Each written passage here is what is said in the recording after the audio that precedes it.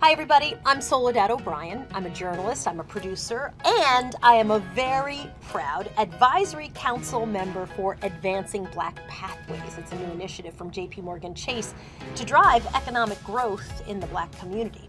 So today I'm here with Toacca Rutherford. She's a product owner in digital self-service at JPMorgan Chase, and she's going to chat with us about the role that technology plays at JPMorgan Chase. Great to meet you as well. What does that mean? Your title is a little long and complicated, right? Yes. Product owner in digital self-service. What does that even mean? Right. So product ownership, let's take a step back and think about how we build products for Chase. And when I say products, I mean the application, the chase.com site, the mobile app, and what it takes to deliver those features to customers. And so in digital self-service, we build capabilities like, I've changed my address. How do I go in and do that easily on the app? Or, oh goodness, I've lost my credit card, my debit card, right? How do I go in and replace it easily? And so we build those kind of capabilities for customers. All those things that you will lose your mind Yes. if they don't operate smoothly. You really get very frustrated because it's that Absolutely. digital version of customer service. That's right. That drives you crazy. Were you always interested in technology? Always. As a little kid? As a little kid, yes. And I always loved science and math.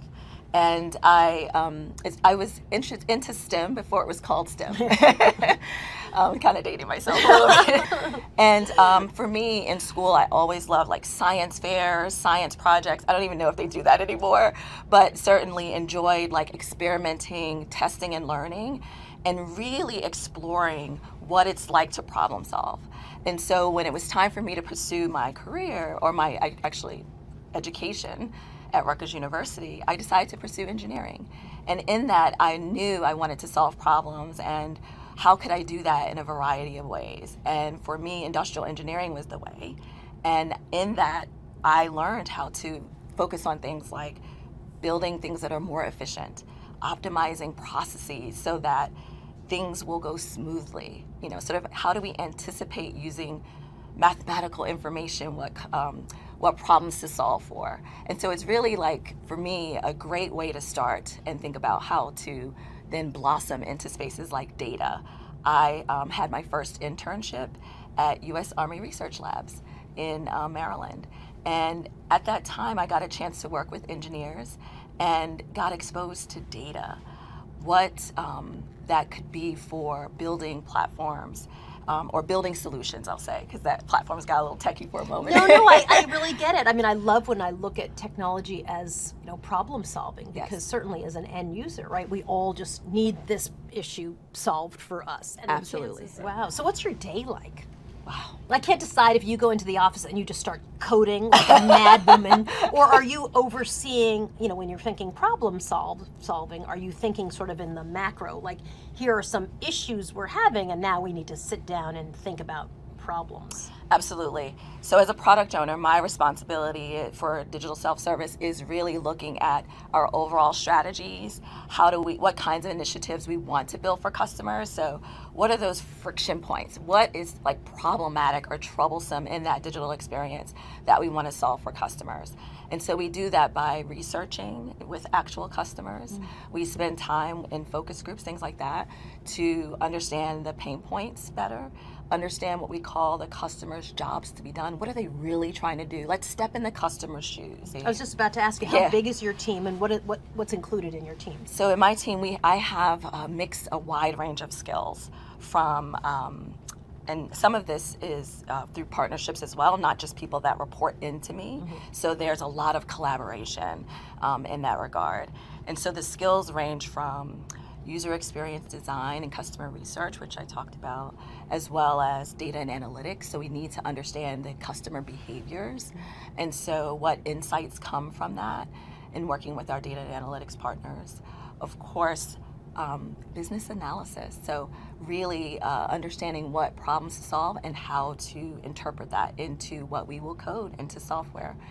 Accenture and Girls Who Code found that half of women abandon their tech careers by the time they're 35 years old, and that women leave tech careers at 45% higher rate than men do.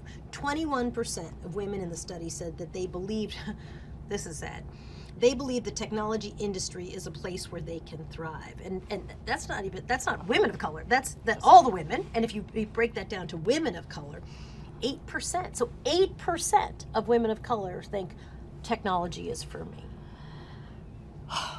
That's How much time do giant we have? sigh. Wow. Yeah. It is really challenging, and in part, certainly for me, when I started, you look left and right, and then there's no one that looks like you. And certainly for me, when I started my career, that it was that way, and in some cases, still to this day, that's when I'm in the room. Sometimes I am the only one. Not always. We've made progress, but there's definitely a long way to go. So, what would you say to a woman of color who's watching, who says, "Listen, I like to code and I like technology, but I'm tired of being the only one. I'm probably some of the only one in my classes, in my STEM classes." Yes. First, I would say broaden your network, because then that helps to extend your community in a way that allows you to not feel alone. It can get incredibly lonely at times, but when you have a network that's outside your team or your organization or your group or just like your immediate community, connect with someone that you may have something in common with outside of gender or race. And those are ways that allow you to then explore what it's like for them and how they've been able to persevere. And sometimes you just need to vent. You need someone that is like-minded, that you can vent with and express your frustrations and really get underneath what's bothering you in the moments that you are navigating through. Did you have challenges early on in your career? Oh, for sure. Yeah. Absolutely. And, I don't know how many times I was asked for directions, on the floor because they thought I was the assistant or things like that happen. And and it's no disrespect to assistants at all. It's just what people believe is possible of a Black woman. And I think that certainly for me, I try to uphold the ideals of of a role model in technology for Black women. And really what that means is showing what's possible, showing what it's like to persevere through challenges, to navigate and get promoted and work my way up through the company, things like that, and mentor and sponsor and advocate for others, not just Black women, but for others that are seeking to, pursue the career. Why does diversity in technology matter? Some people might argue technology, you're not interfacing face to face with human beings. Isn't it kind of irrelevant? Ooh, it is. That's a trick question. Very relevant. In part because more and more we want personalized experiences, right? If we think about what we expect of our phones or our devices, what we expect them to know about us, what we willingly share, and how does that now come together to create moments that matter? And I think for diversity in particular, if we don't have voices at the table to create those experiences, to code them, to design them, to create the algorithms or the rules that sit behind or the models that sit behind it, then we miss out. We get overlooked. What about different ways to kind of move up the paths? For example, you obviously went to Rutgers. But are there opportunities for people who don't necessarily have their BS, or that they might have certificate programs, or how are you thinking about recruiting people? Yes. Is it an opportunity to pick from kind of a different pool? Absolutely. So what's great is we have an emerging talent program here at JPMorgan Chase that looks at non-traditional pathways, meaning if you didn't go to a university for like computer science or engineering or kind of tech-related careers. And what that emerging talent program does is, first of all, identify candidates looking at experientially diverse, cognitively diverse, as well as sort of our traditional diverse lenses to figure out and widen the pool, so that when we think about who we can recruit in or should recruit in, we are more open-minded. And preparing those individuals through a boot camp style training so that they learn how to code right here at JPMorgan Chase. They may not have had any experience before. And there's a program in the Emerging Talent Initiative called Tech Connect. And we have that on our career site and people can apply, which is really, really cool. What advice would you give, let's talk young women at Yes. this moment, who are interested in tech? What would you tick off for them to be really thinking about as they move forward? Yes. So I would say listen to your heart, right? That's the first thing. Because certainly as women, we have that sense of intuition. What is my heart telling me about what I like, what I don't like? because it is not for the faint at heart in that regard. And so I think, really important, and like I mentioned, for me, I loved science and math. And, before it was called STEM, I was really into it. And that's okay to be an outlier, and to find people that may exemplify for you what it looks like.